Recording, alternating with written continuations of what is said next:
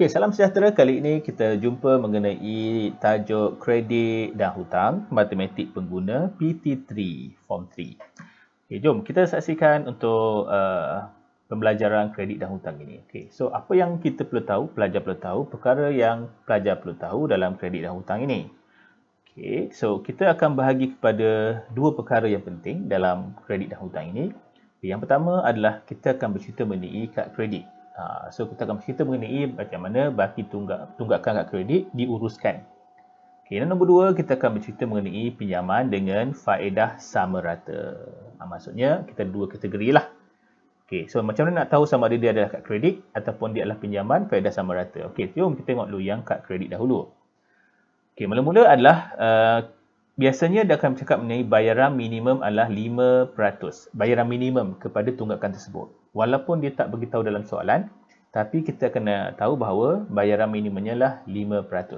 Kalau dia beritahu, okeylah. Kalau tak beritahu, kena ambil tahu bahawa bayarannya adalah 5%. Ataupun RM50. Katakanlah kalau daripada tunggakan itu, dia kira-kira 5%. 5% tu katakanlah dah kira dia hanya dapat RM40 saja, maka dia akan gunakan RM50 lah. Sebab sekurang-kurangnya dia nak RM50 dan ke atas. Tetapi kalau 5% ni dia dapati bahawa dia adalah RM65, contohlah, maka kita akan pakai yang 5%. Kerana 5% melebihi daripada RM50. Jadi 5% ni bergantung sama ada dia lebih daripada 50 ataupun dia kurang 50. Kalau kurang 50, dia akan pakai RM50. Okay, itu adalah bayaran minimum. Bayaran minimum yang dia perlu bayar setiap bulan.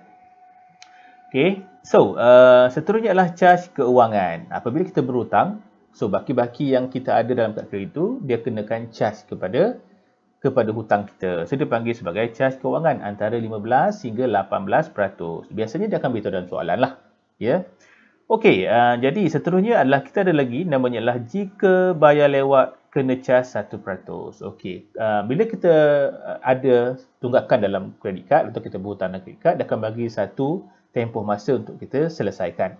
Jadi biasa dalam masa 1 bulan lah. Jadi 1 bulan tu kita dikenakan sebanyak 15 hingga 18%. Tetapi katakanlah lepas sebulan kita terlupa nak bayar ataupun memang kita tak nak bayar. Kan, kita lupa nak bayar sampai sebulan lagi, 2 bulan lagi, maka setiap tempoh tu dia akan kenakan kita sebanyak 1% ataupun RM10. Katakanlah kalau 1% ni kurang daripada RM10, katakanlah dah kira 1% ni hanya RM8 saja, maka dia akan gunakan RM10. Tetapi kalau 100% ni, dikira-kira 100% ni melebihi RM10, katakanlah dia dapat RM90, maka dia akan gunakan 1% ni untuk di-charge kepada customer dia. Bank lah charge kepada kita lah. Okey, boleh jadi ulang lagi. So, mula-mula baki dia dah kira untuk bayar bulanan dia sebanyak 5%. Okay, lepas tu dia akan kenakan kita sebanyak charge perkhidmatan dia sebanyak 15 hingga 18% dalam masa tempoh sebulan. Okay, jika lebih sebulan kita lupa nak bayar, maka dia charge lagi sebagai penalti ataupun denda kepada kita sebab kita lambat. Okay, so nanti kita tengok soalan macam mana.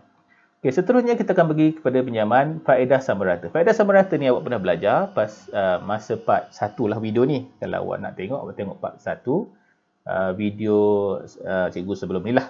Okay. Okey, yang ini apa yang perlu kita tahu adalah yang pertama, contoh-contoh yang perlu kita tahu untuk mengetahui apakah soalan berbentuk seperti untuk faedah sama rata ni. Yang pertama, dia mesti melibatkan pinjaman peribadi. Yang kedua, mestilah dia beli kereta, contohnya kereta. Dan juga mungkin dia beli barang-barang keperluan, barang-barang macam peti sejuk, TV ke secara kredit. Jadi kalau dia perlukan ini tanpa menjemput kad kredit, maka kita akan menggunakan pinjaman dengan faedah sama rata. Okey. So, jom kita tengok formula dia. So, formulanya mudah aja. A sama dengan P. P adalah prinsipal yang kita belajar sebelum ini. Tambah PRT. So, PRT tu kita pernah belajar sebelum ni tau. Namanya adalah kaedah mudah yang cikgu cerita tadi lah. Di mana dalam video part 1 cikgu dah terangkan mengenai kaedah faedah mudah ini. Okey, untuk menjadikan kita lebih clear mengenai konsep yang kita nak gunakan, maka kita akan buat dua soalan. Satu soalan untuk kad kredit dan satu lagi soalan untuk faedah sama rata supaya kita lebih jelas lah. Okay. So, yang pertama kita tengok cerita sikit sini. Apakah ceritanya mengenai cerita Sazali. Sazali menerima penyata kad kredit. Kat sini dah nyata dah kad kredit. Ini memang cikgu highlight warna warna bold, cikgu gelapkan dia. Kalau soalan mungkin dia tak gelapkan, ni cikgu nak nampakkan bahawa soalan ni melibatkan kad kredit.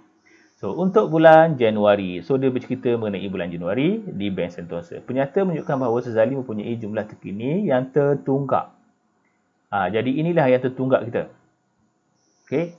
Anggap bahawa Sazali tidak menggunakan kad kredit pada bulan Februari. So, bulan Februari dia tak guna kad kredit. Dia guna hanya untuk bulan Januari aja. So, Februari nanti dia tak guna. Ini soalan tu beritahulah. Jika Sazali hanya membuat bayaran minimum untuk bulan Februari, dia buat bayaran minimum sahaja. Maksudnya, berapakah bayaran minimum yang perlu Sazali bayar pada bank? Jadi, dia ikut bank minta banyak tu dia bayar. Okay, untuk bulan Januari dan tarikh penyata ialah 15 hari daripada tarikh tempoh faedah. Apakah baki dalam penyata bulan Februari untuk faedah bulanan? Okey, so kat sini dia akan dua perkara. Lepas kita ditunggakan ini, jadi Sazali akan membayar berapakah minimum yang Sazali perlu bayar pada bank. Satu lagi soalannya adalah dia juga telah membuat pembayaran lewat selepas 15 hari. Maksudnya cukup tempoh, patut dia kena bayar tapi dia postpone selama 15 hari. Dia terlupa kot 15 hari. So 15 hari tu dia kena penalti. So itulah soalan yang dia nak. Okey, jom kita buat sekarang ni. So, apakah kriteria ataupun item-item perlu kita ada? Yang pertama adalah kita kena tahu bahawa baki tunggakan dia berapa ada. Okey. Lagi, kita perlu tahu bahawa bayaran minimum adalah 5%. Di dekat sini tak sebut, kita kena beritahu bahawa bayaran minimum berapa diperlukan. Mestilah kita kena buat 5% ataupun RM50 yang tadi cikgu tunjuk tadilah. Betul tak? Jadi itulah bayaran minimum. Walaupun tak cakap, kita kena ambil 5%. Okay, seterusnya adalah kita kena tahu bahawa baki belum dijelaskan. Berapa lagi baki yang belum dijelaskan? Nanti kita kiralah sikit. Seterusnya adalah kita perlu tahu bahawa faedah yang dikenakan. Okey. Last one adalah baki tertunggak Februari. So, berapakah baki tertunggak Februari? Untuk Februari tu berapakah baki tertunggak dia? Okey, jadi kita pun tengah tu untuk halang supaya tak bercampur lah kan. Okay, yang pertama kita akan tengok berapakah baki tunggakan. So, kita dah tahu, just masukkan maklumat saja. Ni kalau awak tak nak tulis pun tak apa. Kan? Ni cikgu tunjuk supaya awak boleh faham lah. So, bayaran minimum. Bayaran minimum daripada tunggakan RM5,200 ni, agaknya sebulan berapa minimum yang perlu bayar? RM50 ke? RM100 ke? Jadi, kita darab dengan 5%. 5% darab dengan tunggakan yang kita masih berhutang dengan kad kredit tadi, dengan bank Sentosa. Okey, lepas kita darab, kita akan dapati bahawa sekurang-kurangnya dia kena perlu bayar RM260. Jadi, bulan tersebut dia kena bayar RM260. Sekurang-kurangnya sebab dia nak minimum. Bermaksud dia kena bayarlah. Katakanlah kalau dikira hanya RM26 je. Katakanlah je. Kalau RM26 hanya, jadi minimum yang kena perlu bayar adalah RM50. Seperti yang cikgu cakap tadilah. So, kalau dikurang RM50, dia kena buat RM50. Tapi kalau dah lebih RM50, maka dia akan pakai yang lebih ini yang dia perlu bayar kepada bank. Jadi dalam kes ni, Sazali perlu bayar sebanyak RM260 secara minimum dalam bulan Januari. Lebih tak apa. Tapi sekurang-kurangnya RM260. Tu kena buat. Okey, seterusnya adalah dah settle minimum dah settle. So, baki belum dijelaskan. Okey, baki belum dijelaskan. Apa lagi baki yang belum dijelaskan? Okey, sekarang ni macam ni. Apabila ni tunggakan yang kita ada, RM5,200, maka dia telah membuat bayaran sebanyak RM260. Maka bakinya dah tentulah berkurang sebab dia dah bayar RM260 kan. Jadi, baki yang terkini adalah RM4,940 sebab dah membuat bayaran sebanyak RM260. Dah kan dia cakap dia buat bayaran minimum, inilah minimum kita. Okey. Jadi, baki terkini yang ada adalah RM4,940. Ni baki untuk dibayar untuk bulan Februari pula. Kan? 4 Januari dia dah bayar, dia akan bawa kepada bulan Februari. Okey, faedah yang dikenakan. Okey, berapakah faedah yang dikenakan? Okey, jom kita tengok.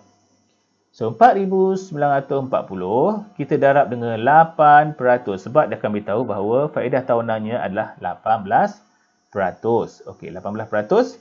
Okey, kenapa dikenakan faedah? Kerana 15 hari. Kan? Jadi, 15 hari ni kita convert kepada tahun. Caranya adalah 15/365. Sebab nak jadikan dia tahun lah. Jadi 15 hari daripada 365 tahun.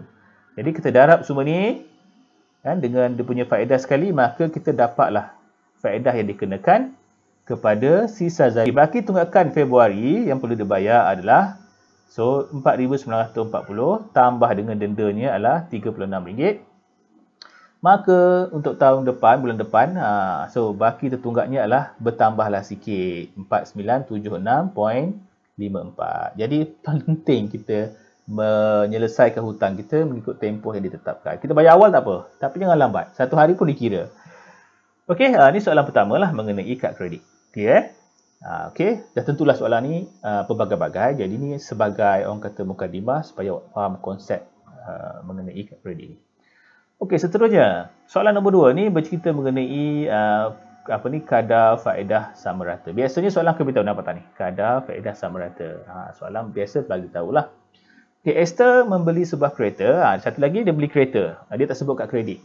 Bernilai RM80,000 secara kredit. So RM80,000 dia beli secara hutang. Beliau membayar sebanyak 10%. Jadi daripada RM80,000 dia bayar sikit. Dia bayar sebanyak 10%. Jadi dia bukan hutang RM80,000 lah. Kan kereta harganya RM80,000 tapi dia bayar sikit 10%. Jadi hutang dia kuranglah daripada RM80,000 sebab dia bayar sikit kan. Nanti terkira berapakah dia bayar tu. Okay, bila bayar sebanyak 10%. Logiknya 10% daripada RM80,000 akan jadi RM8,000 lah. Kan 10% daripada ni kan. Okey, dia dapat RM8,000. Okey, dan bakinya lepas bayar RM8,000 tu, bakinya barulah dibayar selama 6 tahun. Okey, dengan kaedah sama rata. Sama rata yang cikgu cakap sebelum ni lah formulanya. Yang dikenakan oleh bank sebanyak 4% setahun. So, 6 tahun ni. Okey, berapakah jumlah bayaran balik dan bayaran ansuran bulanan? So, dia nak tahu berapakah dia kena bayar balik. Dia hutang tadi, kurang sikit daripada RM80,000 dan berapa dia kena bayar balik. Dan bulan-bulan berapa dia perlu bayar? Macam tu soalannya. Susah juga bayar hutang ya. Okey, jadi kita ambil poin-poin yang pertama dulu. Poin-poin yang perlu kita tahu untuk perkara ini. Yang pertama adalah kita perlu tahulah jumlah pinjaman dia. Jadi pinjamannya ingat bukan RM80,000 ya. Sebab dia dah bayar sikit. Okay, poin lain kita perlukan lagi adalah faedah untuk 6 tahun. Selama 6 tahun tu berapakah faedah yang perlu dibayar? Okey, lagi kita perlukan jumlah bayaran balik. So, berapakah jumlah bayaran balik? Kalau pinjam katakan RM80,000, berapa yang dia perlu bayar balik? Mesti lebih lagi. Kan? Okey, seterusnya adalah dia perlu kena buat bayaran ansuran bulanan. So, berapakah ansuran bulanan yang perlu buat? Inilah soalan tunak. Okey, yang tu soalan tunak. Jadi, jom kita buat yang pertama, jumlah pinjaman yang dia ada. So, kalau ikut logiknya RM80,000 tolak 10%, iaitu tolak RM8,000 lah. Jadi pinjamannya adalah tak sampailah RM80,000 kan, RM72,000 sahaja. Okey. Jadi dengan RM72,000 inilah hutang dia. So dia nak tahu dengan RM72,000 di hutang tu kalau faedahnya untuk 6 tahun berapakah faedah yang dia perlu bayar? Faedah sahaja ya. Jadi kita pun darablah RM72,000 darab dengan 4% setahun dan kita ada 6 tahun. Jadi kita darab dengan 6. Maka untuk 6 tahun faedah sahaja kita kena bayar pada bank adalah RM17,000. Tengok banyak tu. Faedah sahaja. Jadi faedah kita ni bergantung kepada hutang kita lah. Makin banyak hutang, makin banyaklah faedah kita. Bayangkan bank berapa orang diberi pinjaman kepada orang-orang kan. Jadi setiap orang kena bayar kepada dia. Jadi bank untung banyaklah juga. Okey, jadi berapakah jumlah bayaran balik yang perlu dibuat? Jadi hutang kita dah ada yang asal tambah dengan faedah yang dikenakan oleh bank. Maka hutang kita dah bertambah lah. So, jumlah kena bayar balik sebanyak RM89,280. Jumlahnya lebih banyak daripada yang asal. Okey, tu ada lah kan. Ada bank dah tolong pada kita, kita kena tolong balik pada bank. Betul tak? Jadi, kita kena bayar balik RM89,280. So, ni adalah total sama sekali. Takkan nak bayar macam tu. Jadi, kita terpaksa lah nak bayar bulan-bulan kan. Jadi, kita kena bahagi kepada bulan. Jadi 89,280 kita bagi dengan 6 tahun. 6 tahun adalah 72 bulan. Maka sebulan kita perlu bayar 1,240. Jadi setiap bulan kena bayar inilah. Termasuklah kita kena bayar dia punya faedah bank tersebut. Okey, cikgu harap awak boleh fahamlah. So, permasalahan sekarang ni kat mana kita nak pakai kaedah faedah sama rata? Sini cikgu tak tunjuk kan? Okey, sebenarnya awak boleh guna cara macam ni kalau awak faham. Tapi kalau nak gunakan kaedah faedah mudah, sebenarnya kita cari adalah pada dekat idea sini. Okey, kalau awak perasan ini sebenarnya adalah P. Okey, ini sebenarnya adalah hasil daripada P dan juga R dan juga T. Ni rate, ni time, ni P, principal. Kan? Okey, jom kita buat sebelahnya supaya nampak sikit. So, kita akan guna formula kaedah sama rata kan. So, kita guna A sama dengan P. P ni lah. Okey, yang asal ni lah P. Okey, P. Lepas tu kita ada PRT. Ni adalah PRT. Kalau perasan ni adalah P, ini R, ini adalah T. Okey, jadi cuba ambil P dulu. So, cuba akan ambil P dulu. Ini adalah P kita. Ini pun boleh P. P yang asal tu. Okey, lepas tu tambah dengan PRT. PRT. Okey. PRT macam tu. Okey. Lepas itu apa perlu kita buat? Dah tambah, kan? Maksudnya dah darab dan tambah dengan ini. So, kita akan dapat hasilnya adalah, tengok. Okey, kita akan dapat macam ni. Nampak tak sama? Okey. Maksudnya yang atas sama. So, yang bawah ni akan jadi macam ni lah. Okey. Okey, lepas macam tu, so kita darab seperti biasa, maka kita dapatlah jawapannya adalah 89,280. Inilah kita dapat. Jadi sebenarnya formula sama rata tu, kaedah sama rata, sebenarnya kita pakai dekat jumlah bayaran balik. Berapakah jumlah bayaran baliknya? Tapi yang ini sebab dia nak bulan, maka kita bahagi dengan bulan. Jadi kalau awak nak guna faedah, kadar faedah sama rata, awak guna cara macam ni. Okey. Tapi kalau awak rasa macam ni lebih selesa pun okey je. Mana-mana yang awak faham lah. Okey, boleh So, oleh itu kita jumpa akan datang dengan topik yang lain insya-Allah. Okey, bye.